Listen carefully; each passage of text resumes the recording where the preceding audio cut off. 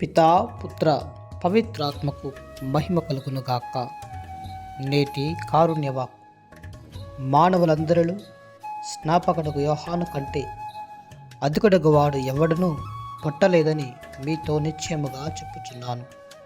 మత్తయి శుభవార్త 11వ అధ్యాయము 11వ వాక్యము. ప్రభువునందు ప్రియ దేవుని బిడ్డలారా, సహోదరి సహోదరులారా, బాప్తిస్మ యోహాను గారు ప్రవక్తలందరిలో చిట్ట చివరివాడు. ఆయన పూర్వ నిబంధనానికి మరియు నూతన నిబంధనానికి ఒక మధ్యవర్తిగా ఉన్నవాడు. మలాకి ప్రవక్త తర్వాత 400 సంవత్సరాలకి మరలా ఈ యొక్క బాప్తిస్మ యోహాను గారే ప్రవక్తగా ఉండి ఉన్నారు.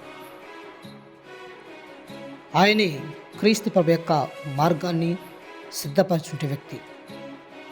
మరి ఈనాడు వాక్యంలో ఎందుకు క్రీస్తు ప్రభు ఈయన గురించి పొగడుతున్నారు అంటే, ఆయన ప్రజలను వారి పాపాలను గురించి ఖండించారు, సమాజంలో జరుగుతున్న అన్యాయాన్ని అడ్డుకున్నారు. కాబట్టి ఆయన మరి బాప్తిస్మ యోహాను గారి గురించి పొగడుతున్నారు. ప్రియబిడ్డలారా, ప్రవక్త అంటే దేవుని జ్ఞానం తన మదిలో నిలుపుకున్నవాడు, దేవుని సత్యాన్ని తన పదవులపై ఉంచుకున్నవాడు, దేవుడిచ్చిన ధైర్యాన్ని తన హృదయంలో ఉంచుకున్నవాడు ప్రవక్త.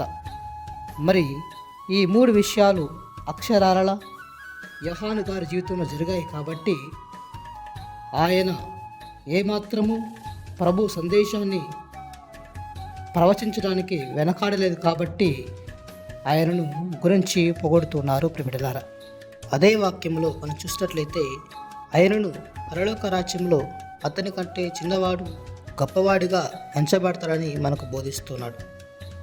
ఇక్కడ మనం 2 విషయాలు అర్థం చేసుకుంటూ ఉండాలి. యోహాను గారు పాత యుగానికి క్రీస్తు ప్రభు రాక ముందు ఉన్నవాడు. అంటే ఆయన క్రీస్తు ప్రభుని మహిమను చూడలేదు, ఆయన శ్రమలను చూడలేదు, ఆయన పునరుత్థానాన్ని చూడలేదు, ఆయన మోక్ష భాగ్యాన్ని చూడలేదు. కానీ నూతన యుగానికి చెందినట్టు వారు ఆయన దర్శనాన్ని గాంచారు, ఆయన దీవెనలు పొందుకున్నారు, క్రీస్తు ప్రభు చేసిన అద్భుత కార్యాలు చూశారు.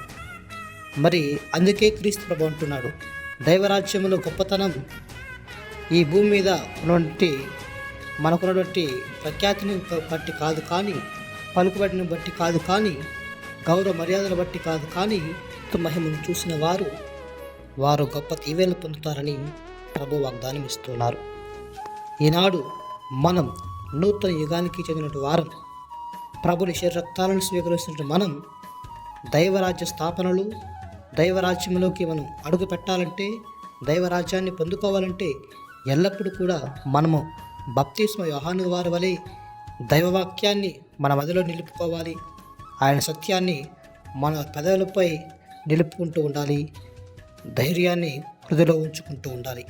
అప్పుడే రానున్న క్రీస్తు రాకకు మనం ధైర్యముగా సిద్ధముగా ఎదురు వెళ్ళగలం. కాబట్టి ప్రియ దేవుని బిడ్డలారా, ఈ పరిశుద్ధ సమయంలో దేవుడు మనకు ఎంతగానో తోడుగా ఉండాలని, మరి ఈ యొక్క ఆగమన కాలంలో ప్రభు మనల్ని దీవించి కాల్చి కాపాడాలని ఎల్లప్పుడూ కూడా దేవుడి యొక్క దీవెన కోసం ప్రార్థన చేద్దాం.